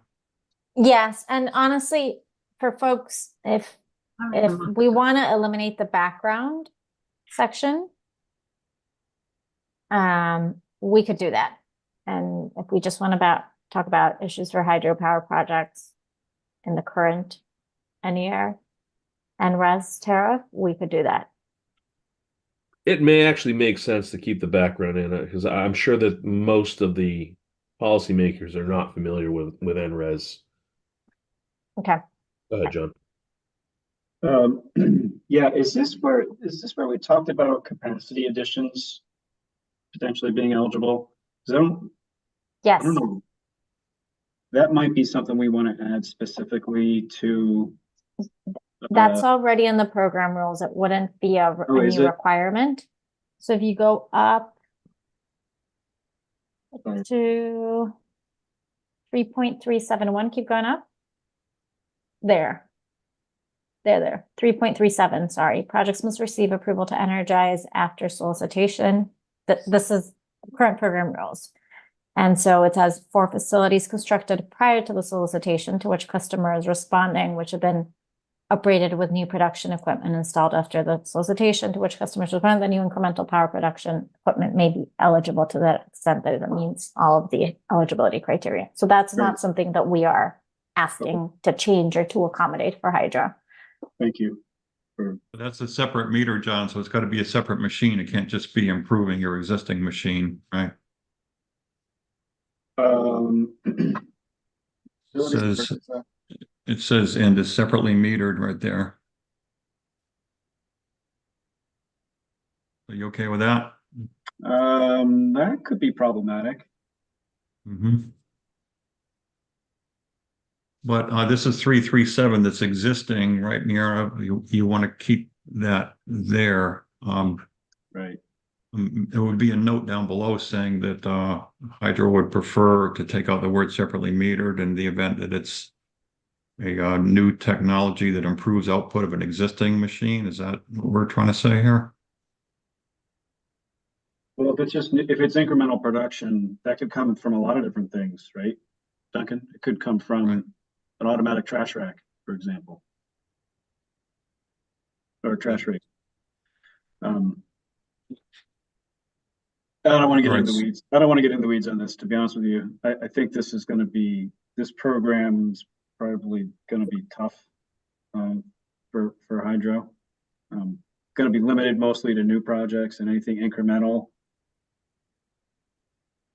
And I thought we weren't discussing new. I thought we were only discussing existing. Well, I think like if this only applies, we are, Laura, I guess just to be like clear with that. But the way this program, NRES, would apply to hydro would be for incremental generation. So things that improve efficiency, whether it's a new turbine, maybe a rewound generator, automatic trash rake, there's lots of things as you know. Then how come the title of it says for new run of the river hydro projects, not for what you just said? Then that should be retitled. I think that's a good point. Because I can understand incremental, and surely we want to encourage innovation and improving efficiencies on existing facilities. Right.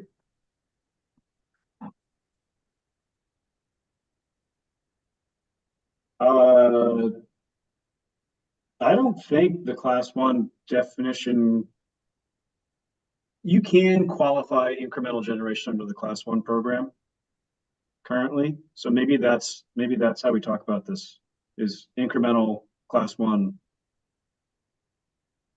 generation. Isn't the bold is not the thing that's already written? No, Okay. So then we can't edit that, but if it is not, then that's fine. This is what's proposed. Okay. but Laura, I guess I'll bring up a point here. If there is a new hydro project, they could currently apply under the NRES tariff. They can, yes. Yeah. They are eligible to apply. They would phase the eligibility requirements mentioned here. Right, but nothing stops them already from applying, right? So that's not something we're trying to change, right? That's what the case is already. Correct. Right. I think the one thing that I think I would say few projects, but at least one that I know would potentially try to apply here that it's preventing from applying is this historical load requirement. Right. which usually the load of that meter is. But again, we're not limited. trying to modify anything for this to be for new, whatever. If we modify the historic load thing, that will also help those persons who have a new facility. that's Correct. applying for Correct. this. That's what I'm trying to say. So It I would just also didn't understand it affect in the them. title, because it sounded like that's what we were trying to get done. But No. it sounds like we're more like modifying some of the NRES program considerations for anyone who applies. I think the one thing that Duncan pointed out, which could be problematic, is the separate metering. So like for incremental generation, that's typically not separately metered. And maybe there's a simple carve out there that just says that provision doesn't apply to incremental generation. Yeah, I don't even understand why it would matter if it was separate metering or not. I mean, I understand why it would mess up you guys, but I don't even understand why they have that specification in here. The balance of the program would make sense, Laura. Okay. I'm not obviously familiar with this program whatsoever. I wasn't either until Mariana explained it to me last time. I mean, Mariana, did you explain this on that one meeting I missed? Is that why I'm not very familiar with that? Or did I like completely zone out at one point and not realize just because I'm. I don't remember, but it could have possibly been that you missed it. Okay. Because I missed that one, what was it, last Friday? It was definitely before that. Okay. Oh, well. Then it just didn't sink in. So Eric, I think that, well, maybe in the next section where we talk about the changes, we would want to just add something about the metering carve out. I'm going to leave that up to Mariana to nuance. Okay.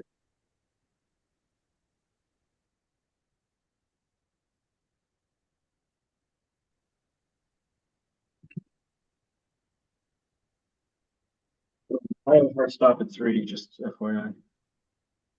Yeah, we're getting close. How's this the pros and cons look for everybody? Good. I do feel like after my discussion with John the other day, there should have been one additional policy recommendation for the fact that we should be looking for regulators to allow for innovative approaches, but. Well, I actually, it's funny you say that, Laura. I was thinking about the same thing because some of the things that we're trying to do, we're trying to approach things differently as well. So I don't know if there's a policy suggestion in there. It's more of And maybe it's not a policy just yet, it's more of a Yeah. DP commentary, but yeah. Yeah. Well, Maybe it actually it is related, right? Because if an owner is taking a technology risk, it's good to be able to kind of backstop that with, a commercial agreement that gives you some. That's true. That is true. Some surety. Maybe that's task force 2. Well, I was going to say maybe we could just put in a line in the conclusion that just points out that this is certainly not a comprehensive list of policy considerations that would encourage things like innovation and whatnot. Maybe we just add some of that to the conclusion. Yeah, encourage innovation at existing facilities. I think that's. Yeah. Well, wasn't that the whole purpose of the RPS to begin with? To incentivize new clean energy technology? I think it was, yeah. But I also think that, there are other things that can be done at existing resources that are not necessarily, tied to things like RPS and that sort of thing. But, policy considerations such as like encouraging, for example, using hydros along with other renewables for, as almost like a hybrid approach, things like that, that are, not necessarily addressed in our document, but, policymakers basically just don't forget about hydro when you're coming up with something that might encourage innovation. Right.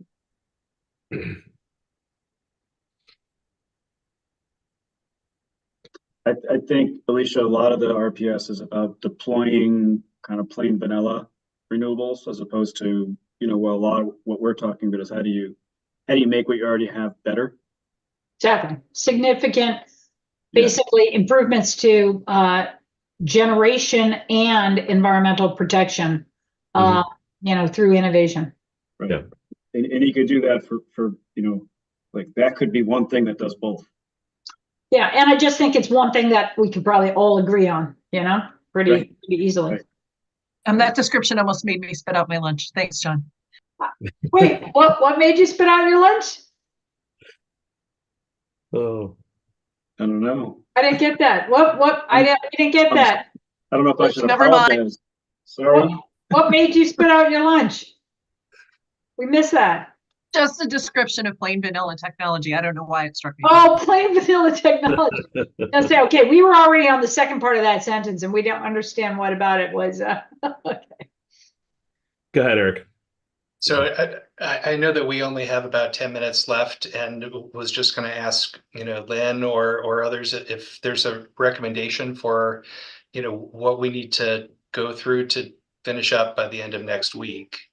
Yeah, so it's a good point. I think we've gone through. I think the policy recommendations. I feel like we have, or I'm sorry, considerations. We have a good feel for.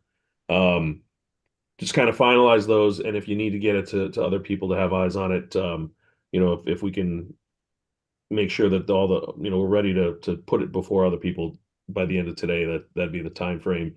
There are a couple little like nuances and stuff with maybe the appendix and that sort of thing. Go through the document.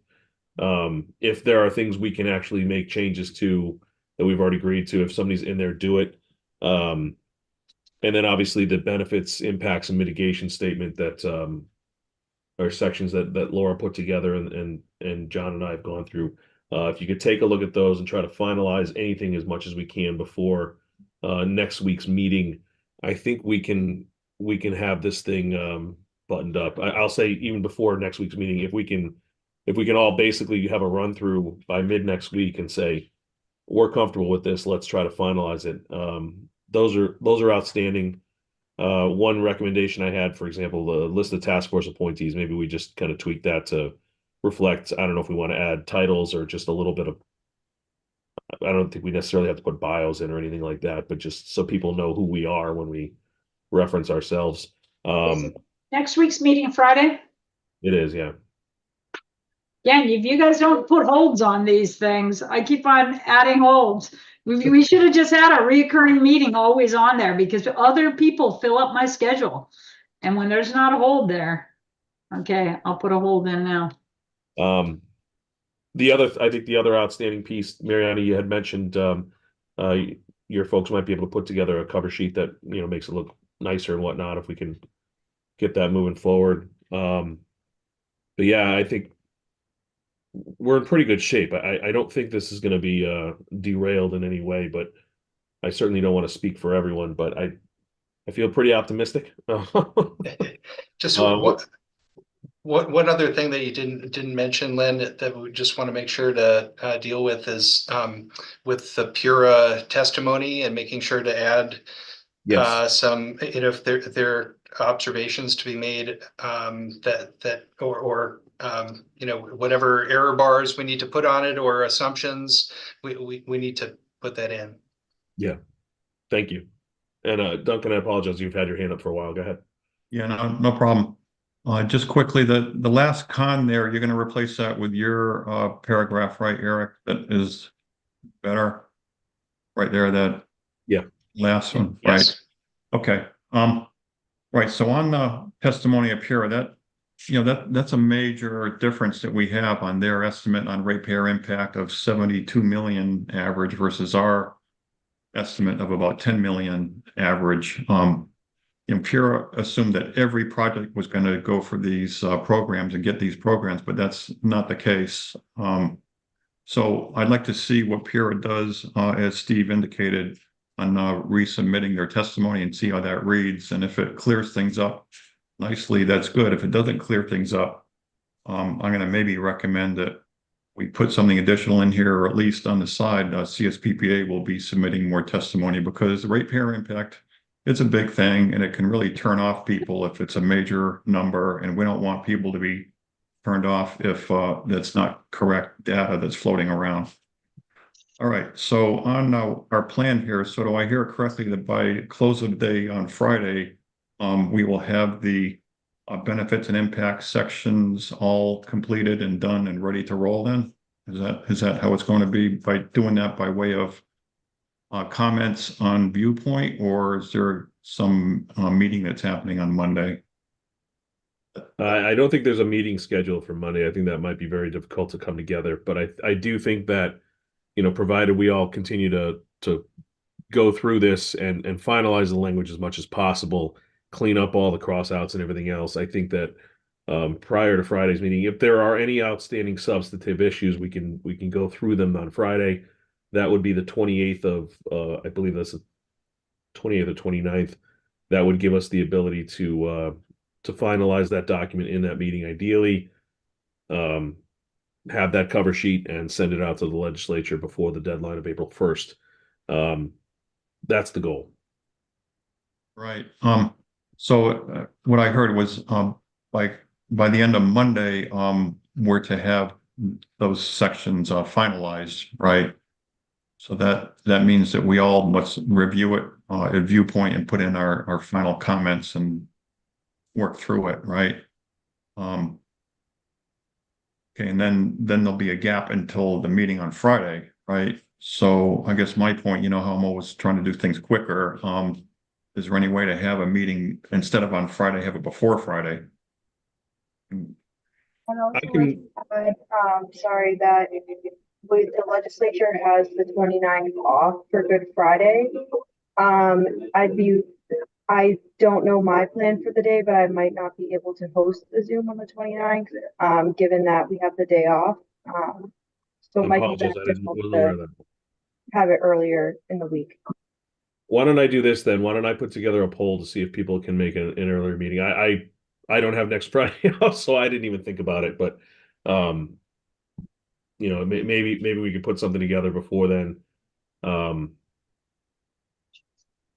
Which Sure, would that'd work. be great. So Yeah, if we can get a meeting before Friday, then we can get it done before then, and then not have the meeting on Friday. And Friday sounds like it could be a problem anyway if the legislature is closed. Okay, very good. Yeah, I don't think we'd be able to put together a meeting that could get broadcast and available to the public if it's not being put through unless DEP can do it. So that would create some issues. and Right, if, for if the Friday. legislature has off, then Deep and Pura probably do as well. So Yeah, Right, that's so right. that means we have to have a meeting on next Monday, Tuesday, Wednesday, or Thursday, right? Tuesday, Wednesday, Thursday. Well, you're looking at a packed schedule on my side, other than Thursday from 11 to 1. yeah, I'm going to send out a poll to see if we can get something together. The very worst fallback position, and this is, I apologize for not being aware of the day off next week. Very worst, we can try to hammer things out kind of informally on the side to try to make this report finalized. And if we can't get a meeting together, then I would propose we essentially agree via email, Teams, whatever it is, to give the thumbs up if they're comfortable with the final report. That's right. I mean, Len, actually, theoretically, we could do all this by way of the SharePoint and emails, just We comment could. and I agree and so It on. just strikes me Yeah. as more cumbersome and sometimes doesn't work as well as being able to Yeah. talk it through. But nevertheless, I mean, if that's what we have available, that's what we have to do with them. So Lennon, may I suggest that maybe we have one person responsible for different sections, and that person can clear comments that have already been addressed, and potentially also work on formatting those sections. I can volunteer to do that for the executive summary and the policy considerations and the conclusion. I think And that's basically, part of what I can do is if I see a comment on there that's still looming, Duncan, to your point, I can email Duncan or John or whoever's there and say, look, this comment's still outstanding. Can we resolve it in this way? Go ahead, Laura. Yeah, I haven't reviewed this challenges facing Connecticut hydro section, and it doesn't seem balanced with the challenges that we laid out in the impact section facing environmental NGOs in dealing with these things too. Although I will say it applies more directly to the policies we're suggesting, but I haven't read through it yet. I don't. Maybe that was added at a later point, but I hadn't seen that section. Laura, I think there's, I didn't know you hadn't seen that, but I think there may be an opportunity to combine some of those items with some of the stuff that you had with like resource constraints in one of the sections. That was it. We had at the end of the, and that's what I'm saying. By this being standalone and that not, that's kind of integrated in. I don't think we're balancing those as well. But we can merge those. yeah. Though. Yeah. I think there's a way to merge those. So it's Okay. like you just become one section. You might want to take a shot at that, John, since I took a shot at that last merger. It's my turn. A little painful. Okay. Okay. So to Mariana's point, does anybody else want to volunteer for any specific sections that they want to kind of herd the cats around? Well, once we have enough comments on that benefits, impacts, and mitigation section, I could try to weave some of that in. Right. You know, in terms of the policy considerations, I think those, for the most part, I think we have hammered out. But I want to make sure that I don't. Yeah, I'm not talking about policy. Yeah. So those sections I think are okay. I forgive me, Mariana, I forget what you just volunteered for, but I'll do the executive summary, policy Okay. considerations, and conclusion. okay, So that's helpful. And the bookends. gotcha. And Laura, if you want assistance, I'm happy to help out too with the, Yeah, I could probably use that. My next week is looking psychotic, so yeah, and it might actually be good. Be well balanced by having you take a look at it. I think that's the bulk of it, if I'm not mistaken. I don't think we missed any sections. Right, I think you agreed to put challenges into the other section, John, right? Yeah, I'm I'm gonna looking at take a the shot outlines. at blending all the challenges together, both from a hydro and kind of an engineering perspective. Yeah, exactly. And I'm sorry, but I have to drop off. Yeah. Hope you guys have a great weekend. You too. All right, Thank you. too, John. So, all right, so the only sections maybe doesn't have a so-called author attached to it would be existing environment. I'm Section- happy to se- heard that as well. Yeah, section IV. Yeah. Okay, Okay. good. Well, I think we have some assignments. I am confident still that we can get this over the finish line next week. And again, I apologize for screwing up the date apparently next week, but that's on me. I will send out a poll to see if we can get somebody together. If we can't, then we'll fall back on that other plan. So without that, I don't want to hold everybody else up for the rest of the day. So have a great weekend. Take care. Thanks all.